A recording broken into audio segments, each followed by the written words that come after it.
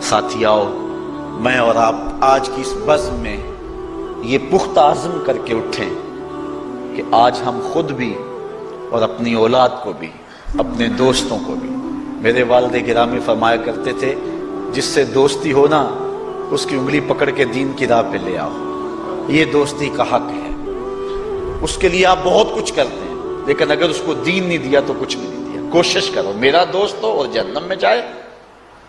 والدین بچے کے مستقبل کے لیے کتنی کوشش کرتے ہیں، لاکھوں روپیہ لگاتے ہیں مستقبل ٹھیک ہو جائے، کرتے ہیں کہ نہیں کرتے؟ یونیورسٹیوں کے اندر، کالجوں کے اندر کتنی بھاری فیسیں بھرتے ہیں، کیوں اتنا کچھ کیوں کر رہے ہو؟ میں نے دیکھا بوڑھا باپ اپنی کمر پہ بوریاں لاد کے مزدوری کرتا ہے، مائیں اپنا زیور بیچ رہی ہیں کہ اولاد پڑ جائے۔ میاں اتنا کچھ کیوں کر رہے ہو؟ جی مستقبل ٹھیک ہو جائے۔ یہ مستقبل کتنا ہے؟ 20-25 سال کا، اور جو اصل مستقبل ہے اس کی فکر ہی نہیں کسی کو۔ اصل مستقبل تو وہ ہے، اللہ اکبر، بیرون ملک جائے بیٹا تو ماں کہتی ہے بس دعا کرو کہ میرا بیٹا خیریت سے پہنچ جائے۔ بیٹی کی شادی کرتی ہے تو ماں کہتی ہے دعا کرو کہ اپنے گھر میں اس کو چین مل جائے۔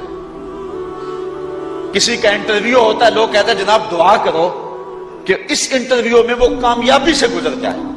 میں کہتا ہوں جب قبر میں اترتا ہے پھر کسی نے آ کر کبھی نہیں کہا کہ دعا کرو مشکل گھڑی آ گئی ہے خیریت سے گزر جائے۔ اصل امتحان تو یہ ہے، اگر اس امتحان سے گزر گیا تو کامیابی اور بامرادی۔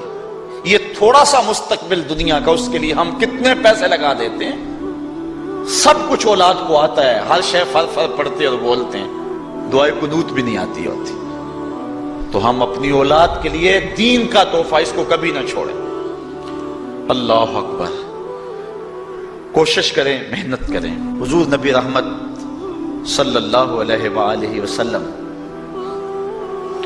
نے ان بد عمل واعظین کی بات بھی کی ہے کہ جو لوگوں کو نیکی کا حکم دیتے ہیں اور خود اس پہ عمل نہیں کرتے۔ آج ہمارے کچھ واعظین لوگوں کو تو واعظ و تلقین اور نصیحت کرتے ہیں اور خود نماز میں سخت سستی کا ارتکاب کرتے ہیں، اور جس سے قوم کے اندر نماز میں سستی عملاً پیدا ہو جاتی ہے۔ کوئی عرس کی تقریب ہو، کوئی محفل نعت ہو، کوئی جلسہ ہو، کوئی شادی کی تقریب ہو، نماز کے وقت کا پورا خیال رکھا کریں اور اس بات کا لحاظ رکھا کریں۔ بلکہ ہمارے ہاں ایک عجیب سا فیشن ہے اور عجیب سی بات ہے، میں بڑا حیران ہوا کرتا ہوں کہ عشاء کے بعد جب جلسے ہوتے ہیں نا ہمارے مساجد کے اندر، تو مغرب سے اعلان شروع ہو جاتا ہے آج رات فلاں صاحب خطاب فرمائیں گے، اور پھر جب نماز عشاء ہوتی ہے تو ہمارا نقیب محفل کھولتا ہے لاؤڈ سپیکر اور وہ اعلان کرتا ہے حضرات جماعت ہو چکی ہے، اب مسجد میں آ جائیں۔ یعنی یہ نماز کو ہلکا کرنے والی بات ہے۔ انہوں کو کہا جا رہا ہے کہ بلکہ بعض تو کہہ دیتے ہیں جس کا تمہیں ڈر تھا وہ گزر گئی ہے، اب آ جاؤ۔ کیا لینا ہے جلسے میں آ کر اگر نماز ہی نہیں پڑھنی ہے تو؟ ممبر و محراب کے جو ذمہ دار ہیں ان سے جو ہے وہ عجیب و غریب قسم کی جو ہے وہ حرکات سکنات سرزد ہو رہی ہیں۔ یہ جو جہل نقیبوں کا ایک غول آ گیا نا، یہ بھی ایک بہت بڑی مصیبت ہے۔ ایک تو بے تحاشا القاب، دوسرا دین کی روح سے ناشنائی۔ وہ کسی نے کہا تھا نا کہ پہلے حضرت غوث پاک ولی بناتے تھے، چور سے کتب بناتے تھے، آج کل ہم بناتے ہیں۔ کہا تم کیسے؟ کہا ہمیں پتا ہوتا ہے یہ چور بیٹھا ہوا ہے، کہتے ہیں غوث زماں اور کتب دوران۔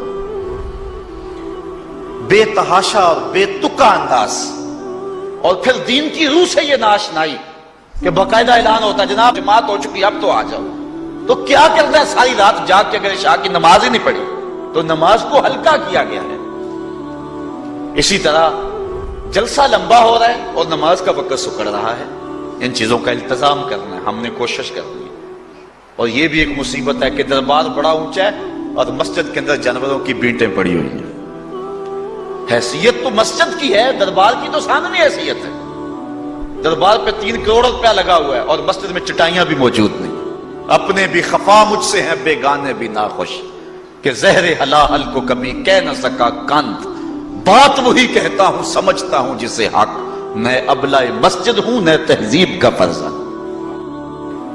بے تحاشا اور بے تکا انداز، اور پھر دین کی روح سے یہ ناشنائی کہ باقاعدہ اعلان ہوتا جناب جماعت ہو چکی اب تو آ جاؤ، تو کیا کرنا ہے ساری رات جاگ کے اگر عشاء کی نماز ہی نہیں پڑھی تو نماز کو ہلکا کیا گیا ہے۔